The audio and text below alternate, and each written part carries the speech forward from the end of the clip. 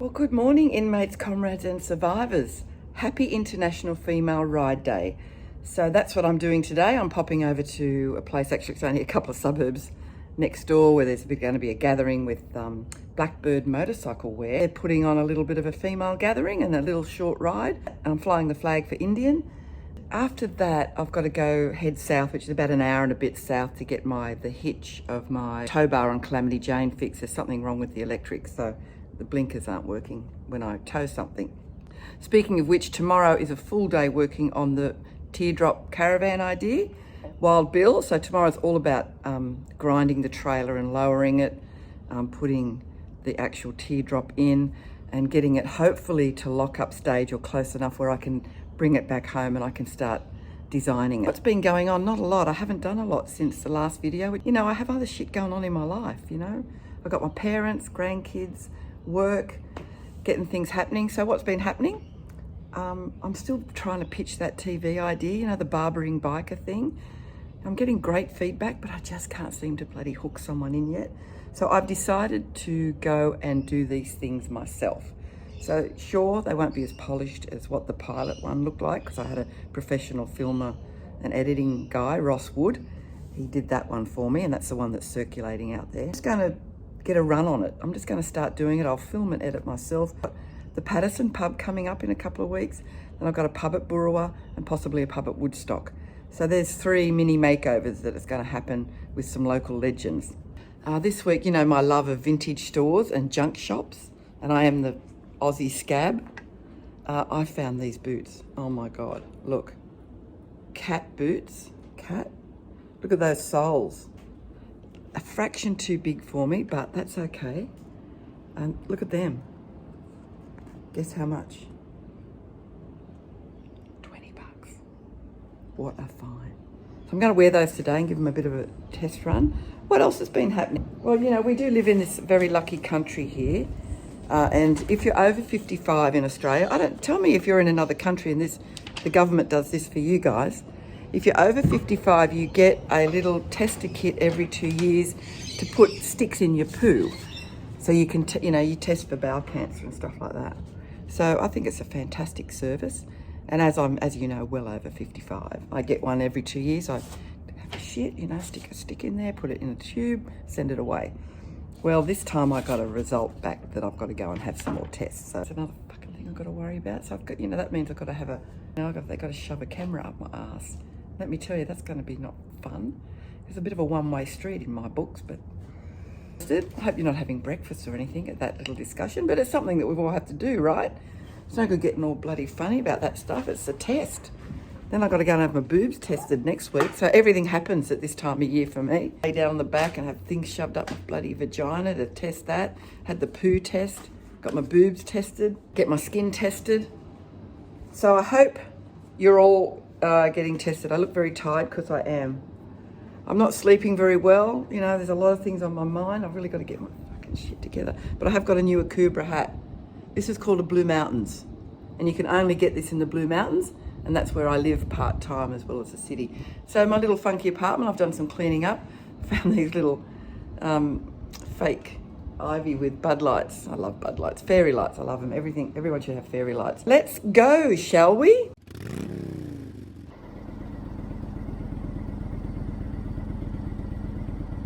At this point, I want to give a bit of a shout out to a lady vlogger.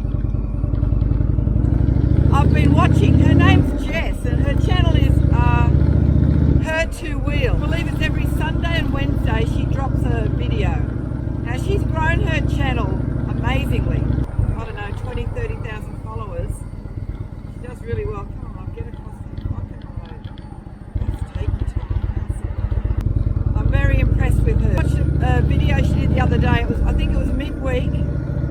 So she's got to come up with content, commit to a regime or a schedule. Then you've got to come up with content. So midweek, and she works full time, I believe in a corporate job, I don't know what she does, but she works full time. She decided to go camping midweek at a local camp spot that she likes. So she did a video of that, of course. She set up. And then she had to get going early in the morning because she had an 8 o'clock meeting. That's fucking dedication, man, right there. I don't think I'd do that.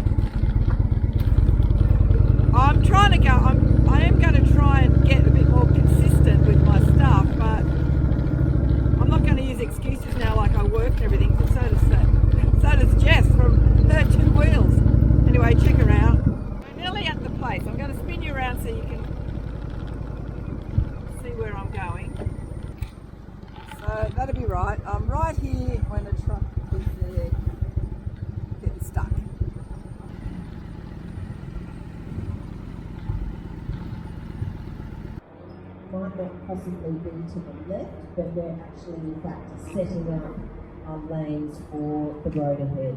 Okay, I'll go. Bye.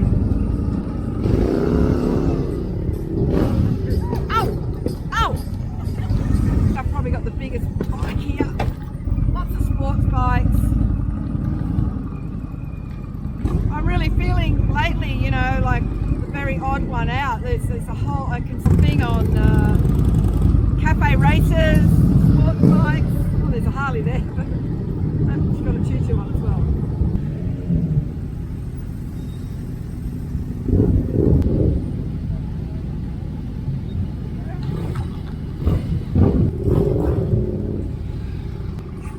There's my mate Mark there.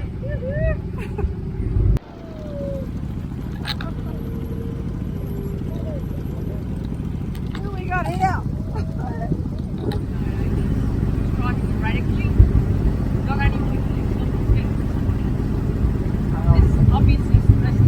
Oh, it's an International Female Ride Day, so it's a big group of... Understand. Love. You always get one. Anyway, take care. That lady was saying that someone up there was riding erratically, standing on their bike. Sometimes that's the problem with group rides, you know, you get one or two that are just, I don't know, they feel the need to fucking do silly stuff. So she was quite concerned. Rides, everyone gets broken up because of traffic lights, blah blah blah. So there was some ladies I saw at the lights that didn't know where they were going, and I said, well, follow me. Can't see them. I've been deliberately going slow looking for them.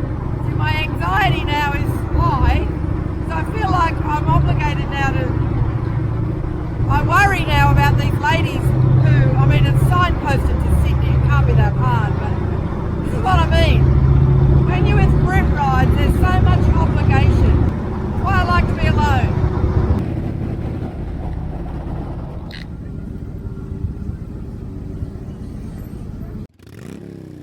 Little girl, look. What's her name? Bowie. Quick chat with everyone Is this today. about you putting me in your wheel so I can own all your motorbikes when the time comes? No, Oh, okay.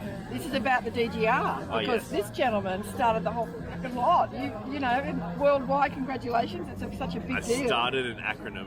Yeah, and it's just gone berserk. Literally 3 weeks away. I love the video that Rob did for Yeah, that was really funny. good That because was funny. there's certain bikes that can't go in it because it's not right. It's for cafe races, scooters, bobbers, classic scooters. sort of classic. Yeah, and we're 3 weeks out from the Sydney event and we hit capacity a week ago. Fantastic. Isn't that crazy? Congratulations. Like So- 650 riders. There's usually one per main city, so Yeah. we've got 700 rides across 102 countries. Right.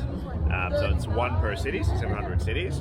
That being said, I mean, it's at a point now where you look at Sydney and think, okay, if you've got 650, is it time to open up a secondary? Second We one. do have Wollongong and obviously Newcastle, but is it time to open out one that's a little bit out west or one that goes in a different direction? Yeah. But with COVID still around this year, I think the decision is Well, I'm just a to... Westie. I could do the Blue Mountains. That's what I mean though, right? Like you could do it, but the hard part is you want to keep the speed down because we've got a speed limit of 60k an hour because Yes. everyone's dressed up in suits. So part of our risk assessment is You can, be involved if you don't ride the particular bike. You can donate volunteer, help us corner markers, all that sort of stuff. at the end of the event, which is at Entertainment Quarter. Right, So okay. we'll be there from about midday on the 23rd of May.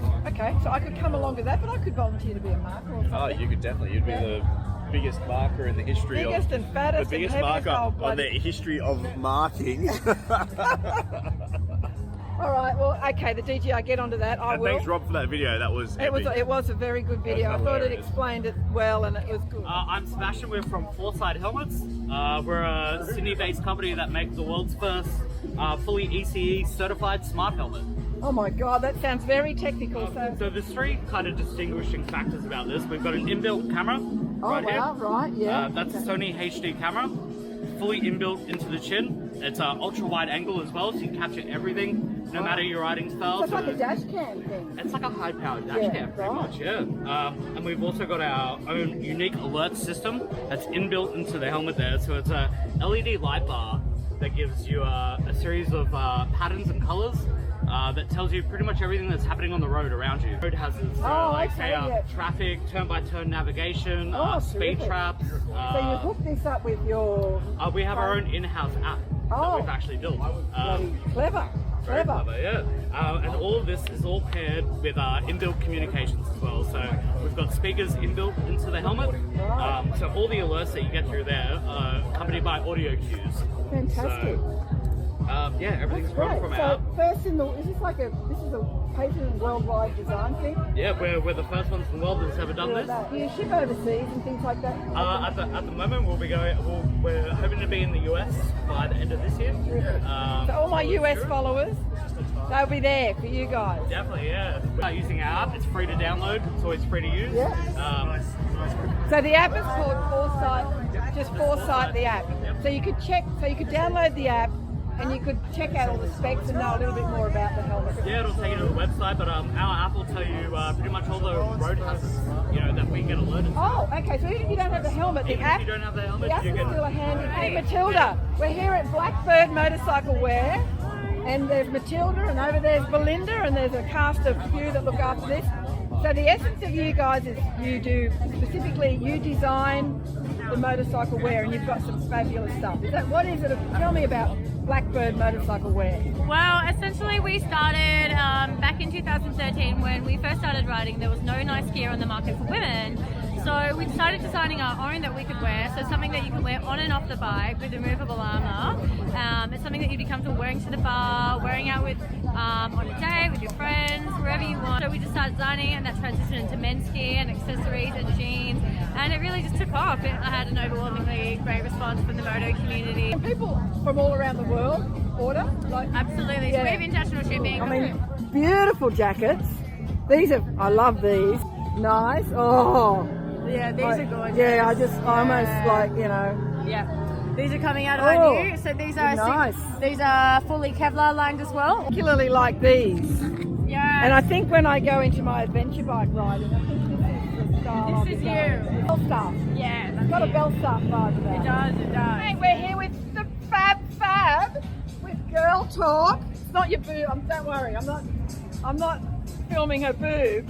So Girl Talk. Now, Fab, you train and help women get confident riding motorbikes. I'm the only female rider that literally rides out to your home and takes you on a one-on-one private lesson. Almost like you probably bespoke the training Absolutely. depending on the woman, so that no one else does that. Yeah, no, the courses, well, basically I don't have a course that you have to fit.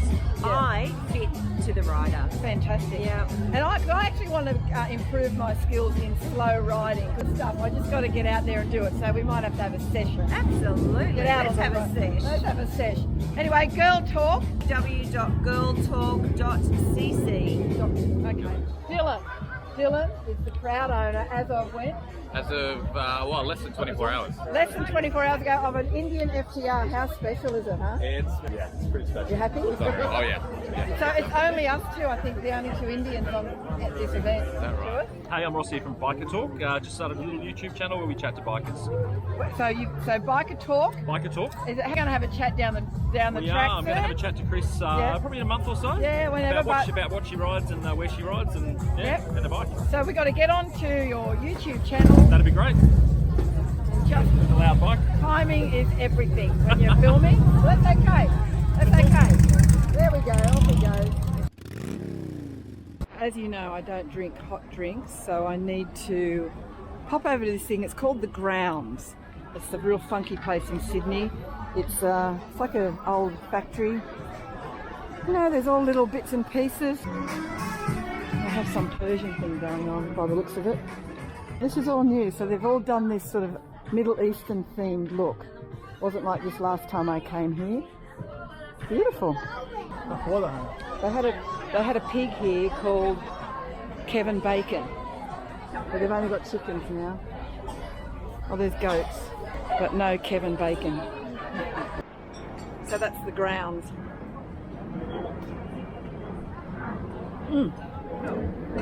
Chocolate hazelnut thing. I'm just sitting in fucking traffic. So the International Female Ride Day gathering was very successful, 130 odd bikes. It was excellent. And then I made the fatal mistake of having a sort of a milkshake thing. I've got to stop doing it because I feel like shit now, and I'm blaming that. I think that's all I can blame. I feel a bit nauseous, I'm hot, I'm sweaty, I feel faint.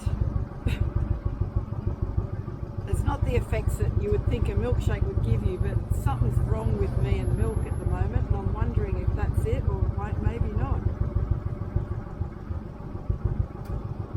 Like, honest to God, I feel awful. So I'm just going down to Steve's, and I'm just going to come home and go to bed. Like, really. Keep on going, I say.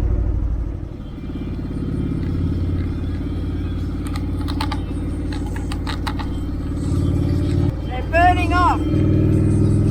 Apparently it's the first time in about, 4 or 5 years that the conditions have been good enough for them to burn off. So it's going on all over the place, wherever there's heavy bushland. We don't want a repeat of the last fires. I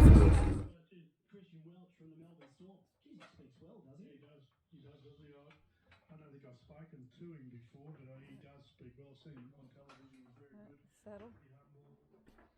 A bit over there. I think he seems like he's got a little bit of spunk about him, and I like that. Well, that's all done now. I'm heading home. I was going to go for a bit of a ride, but like I was saying earlier, I feel like shit. Be brave, be crazy, and take care, because we all know it's a fucking jungle out there. Hitting the road again, 2 wheels and a dream.